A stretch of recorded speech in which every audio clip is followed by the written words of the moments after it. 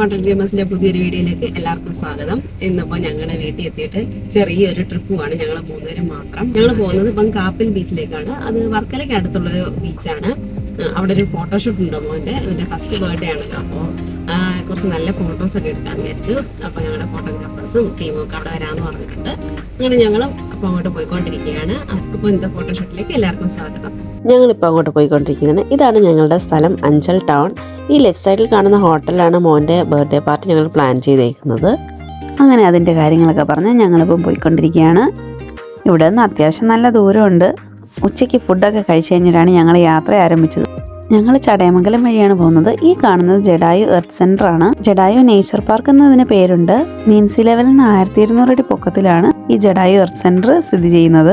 ലോകത്തിലെ തന്നെ ഏറ്റവും വലിയ ബേർഡ് സ്കൾപ്ചർ ആണിത്. അങ്ങനെ ജഡായു പാറയൊക്കെ കാറിലിരുന്ന് കണ്ടുകൊണ്ട് ഞങ്ങൾ യാത്ര തുടർന്നുകൊണ്ടേയിരുന്നു. ഞങ്ങൾ അങ്ങനെ ഫൈനലി കാപ്പിലെത്തി. ഒരു സൈഡിൽ അറേബ്യൻ കടൽ ഇങ്ങനെ നീണ്ടു നിവർന്ന് കിടക്കുന്നു. നേരെ എതിർവശത്ത് എടവാക്കായലും. നല്ല അടിപൊളി റൂട്ടാണ് ഈ പോകുന്നത്. വർക്കലയിൽ നിന്ന് വെറും 8 കിലോമീറ്റർ ദൂരെയാണ് ഈ കാപ്പിൽ ബീച്ച് ഉള്ളത്. ഇവിടെ വെച്ചാണ് മോൻ്റെ ഫോട്ടോഷൂട്ട് നടത്താൻ തീരുമാനിച്ചിരിക്കുന്നത്. ലൊക്കേഷനിലോട്ട് ഞങ്ങളിപ്പോൾ പോയിക്കൊണ്ടിരിക്കുകയാണ്. ഇവിടെ ഒരുപാട് ഹോട്ടൽസും റിസോർട്ട്സും ഒക്കെ ഉണ്ട്. അവിടെയൊക്കെ തന്നെ ബോട്ടിങ്, കയാക്കിങ് അങ്ങനത്തെ കുറേ എൻ്റർടൈൻമെൻറ്റ്സ് അവൈലബിൾ ആയിട്ടുള്ള സ്ഥലങ്ങളും ഉണ്ട്. ഞങ്ങൾ അങ്ങനെ പോയിക്കൊണ്ടിരിക്കുക. മോൻ നല്ല ഉറക്കമാണ്. അവൻ എന്തായാലും അവിടെ എത്തിയിട്ട് ഉണർത്താമെന്ന് വിചാരിച്ചു. ഞങ്ങൾക്ക് ചെല്ലേണ്ട ലൊക്കേഷൻ ഷെയർ ചെയ്തിട്ടുണ്ട്. അപ്പോൾ നേരെ അങ്ങോട്ടാണ് പോകുന്നത്. ഞങ്ങളങ്ങനെ ലൊക്കേഷനിലെത്തി. മോനും അപ്പോഴത്തേക്ക് ഉണർന്നായിരുന്നു. ഇപ്പോൾ ഫോട്ടോ എടുക്കാൻ പ്ലാൻ ചെയ്തിരിക്കുന്ന സ്ഥലം കുറച്ച് അകത്തേക്കാണ്, വണ്ടിയൊന്നും പോവില്ല. ഞങ്ങളങ്ങനെ അവിടേക്ക് നടന്നു പോയിക്കൊണ്ടിരിക്കുകയാണ്. അധിക ദൂരമൊന്നുമില്ല, ഇതാ ഇപ്പോൾ എത്തുന്നായിരുന്നു ഞങ്ങൾ വിചാരിച്ചത്. പക്ഷെ നടന്നു തുടങ്ങിയപ്പോഴാണ് മനസ്സിലായത് ഇത് നടന്നിട്ട് എത്തുന്നില്ല എന്ന്. നല്ല വെയിലുണ്ടായിരുന്നു. അങ്ങനെ കുടയൊക്കെ പിടിച്ച് ഈ സാധനങ്ങളൊക്കെ ചുമന്നുകൊണ്ട് ഞങ്ങൾ നടന്നുകൊണ്ടേയിരുന്നു. മണലിലൂടെ ആയിരുന്നു കുറച്ച് ദൂരമൊക്കെ നടന്നത്. അത് അതിനെക്കാട്ടി പാടായിരുന്നു. ഇപ്പോൾ എത്തും എന്ന് വിചാരിച്ച് ഞങ്ങളിങ്ങനെ നടന്നുകൊണ്ടിരുന്നു. ഞങ്ങളിങ്ങനെ എത്തിയപ്പോഴത്തേക്ക് ഈവനിങ് ആയി. ഇപ്പോൾ സൺസെറ്റിൻ്റെ ഒക്കെ സമയമായി വരുന്നു. അപ്പം ലൊക്കേഷൻ അടിപൊളിയാണ്. ഈ സ്ഥലം കാണാനൊക്കെ നല്ല ഭംഗിയുണ്ട്. പക്ഷെ നടപ്പ് ഒരു രക്ഷയില്ലായിരുന്നു.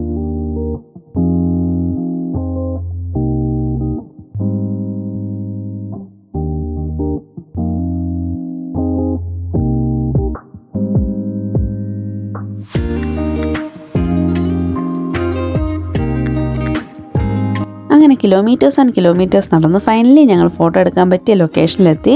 അങ്ങനെ ഫോട്ടോ എടുക്കാനായിട്ട് മോനെ റെഡിയാക്കിക്കൊണ്ടിരിക്കുകയാണ്. ഫോട്ടോ എടുക്കാനായിട്ട് അവരുടെ ടീം റെഡിയായിക്കൊണ്ടിരിക്കുകയാണ്. കുഞ്ഞാപ്പൻ്റെ ഒഫീഷ്യൽ മേക്കപ്പ് മാനും കൊടയും പിടിച്ചിവിടെ റെഡിയാണ്. സ്മാക്സ് ഫോട്ടോഗ്രാഫിയുടെ ടീമാണ് നമുക്ക് ഫോട്ടോസ് എടുത്തു തരുന്നത്. ഞങ്ങളുടെ സേവ് ദ ഡേറ്റും കല്യാണവും മോൻ്റെ 28ഉം അങ്ങനെ വേണ്ട എല്ലാ ഫംഗ്ഷൻസും ഇവരെ കൊണ്ടാണ് നമ്മൾ ഫോട്ടോ എടുപ്പിക്കുന്നത്. മോൻ്റെ ബർത്ത്ഡേ ഫംഗ്ഷൻസിൻ്റെ ഫോട്ടോസും ഇവർ തന്നെയാണ് എടുക്കുന്നത്. അങ്ങനെ ഫോട്ടോ എടുക്കാൻ വേണ്ടിയിട്ടുള്ള അറേഞ്ച്മെൻറ്റ്സ് നടത്തിക്കൊണ്ടിരുന്നപ്പോഴാണ് ഇങ്ങനെ കുറച്ച് അതിഥികൾ വിളിക്കാതെ കയറി വന്നത്. ഇവരെവിടെ നിന്ന് വന്നു ഒരു പിടിയില്ല. പിന്നെ അവരുടെ വഴിയിലാണല്ലോ നമ്മൾ നിൽക്കുന്നത്. ഞങ്ങളങ്ങ് മാറിക്കൊടുത്തു. അവർ കുറച്ച് നേരം അവിടെയൊക്കെ നിന്ന് ഞങ്ങളെയൊക്കെ നോക്കി. ഇവരൊക്കെ ഏതാന്നുള്ള ഭാവത്തിൽ പുച്ഛമിട്ടിട്ട് നേരെ മുന്നോട്ട് നടന്നു തുടങ്ങി. ഞങ്ങളെ കൂടാണ്ട് വേറെ ഒരു സേവ് ദ ഡേറ്റ് ഫോട്ടോഷൂട്ട്സ് നടത്തുന്ന ടീമും ഉണ്ടായിരുന്നു. അവരും മാറിക്കൊടുത്തു. അങ്ങനെ ഞങ്ങൾ ഞങ്ങളുടെ പ്രോപ്പർട്ടീസൊക്കെ ആയിട്ട് മൂവ് ചെയ്തു. മോൻ എന്തായാലും ഇതൊക്കെ കണ്ട് ഹാപ്പിയായി. ഇതൊക്കെ എന്താന്നുള്ള ഭാവത്തിലായിരുന്നു അവൻ്റെ ഇരിപ്പ്. അങ്ങനെ ഒരു ലോഡ് പോത്തുകൾ വന്നു. ഞങ്ങളങ്ങനെ അവർ പോകാൻ വേണ്ടിയിട്ട് വെയിറ്റ് ചെയ്ത് ഇങ്ങനെ നിന്നു. എന്തൊക്കെ പറഞ്ഞാലും അവരുടെ ഈ വരവും ഈ പോക്കും ഒക്കെ കാണാനൊക്കെ ഒരു രസമുണ്ടായിരുന്നു. അങ്ങനെ ഞങ്ങൾ അവർ പോകുന്നതും വെയിറ്റ് ചെയ്ത് ഇങ്ങനെ നിന്നു. അവർ നേരെ പോയി വെള്ളത്തിലിറങ്ങി അവരുടെ അടുത്ത ലൊക്കേഷനിലോട്ട് പോയി. സേവ് ദ ഡേറ്റ് ടീമുകാരും അവിടെ വെയിറ്റ് ചെയ്ത് നിൽക്കുകയാണ് ഇവർ പോകാൻ വേണ്ടിയിട്ട്.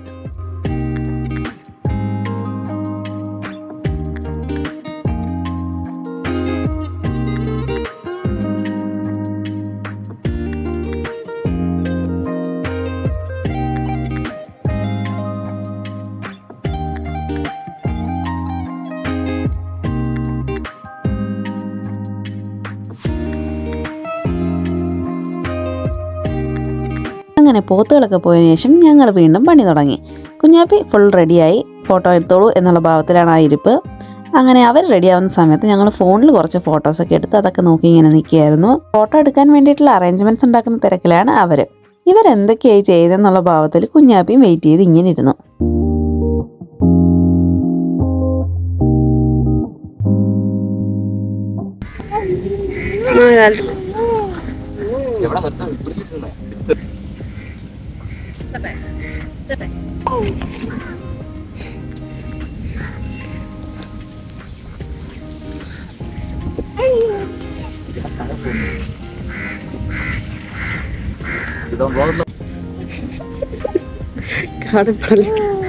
വേഗം ഇങ്ങോട്ടേ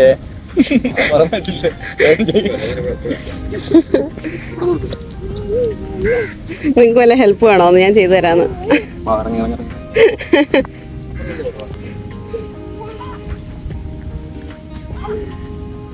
ഇനി തരാം, ഞാൻ പിടിച്ചോളാം.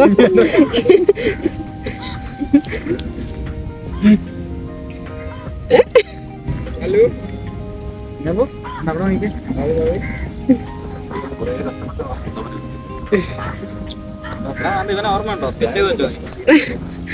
28 വെയിലുള്ള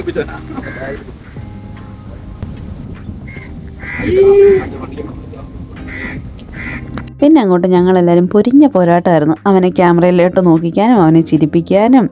അങ്ങനെ വേണ്ട, ഞങ്ങളെല്ലാവരും നല്ല പണിയെടുത്തു.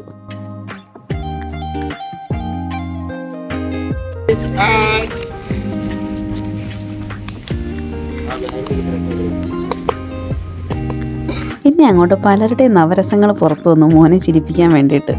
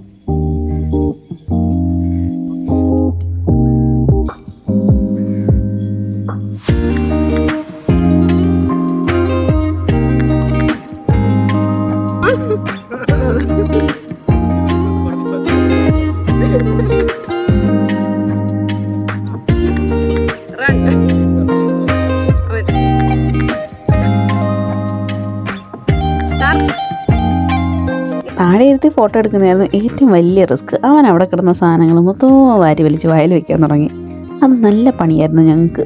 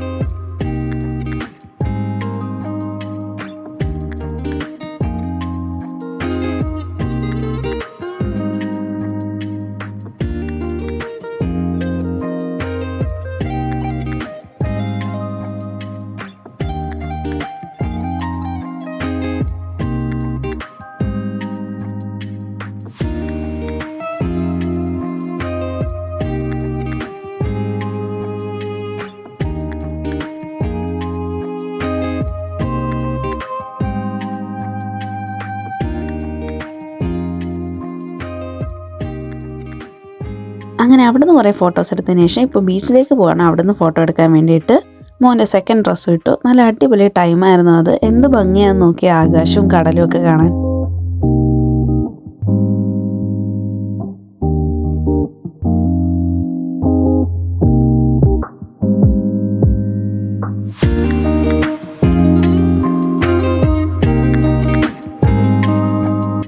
അങ്ങനെ കുറേ നേരത്തെ ഫോട്ടോഷൂട്ട് കഴിഞ്ഞ് ഞാൻ നോക്കിയപ്പോൾ ഡാഡയും മോനും കൂടെ അവിടെ നിന്ന് കളിക്കുന്നു.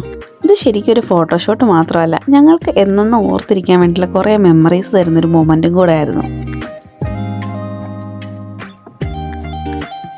അങ്ങനെ കുറേ നേരം കളിച്ച് വീണ്ടും ബാക്ക് ടു ഫോട്ടോഷൂട്ട്. ഇപ്പോൾ ലൈറ്റ് പോയി തുടങ്ങി. അപ്പോൾ അതിന് മുന്നേ തന്നെ ഫോട്ടോസൊക്കെ എടുത്ത് കംപ്ലീറ്റ് ചെയ്യണം.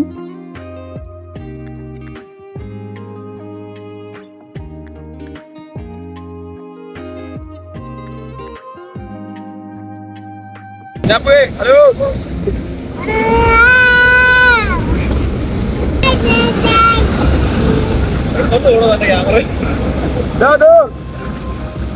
കടലുണ്ട് കടലും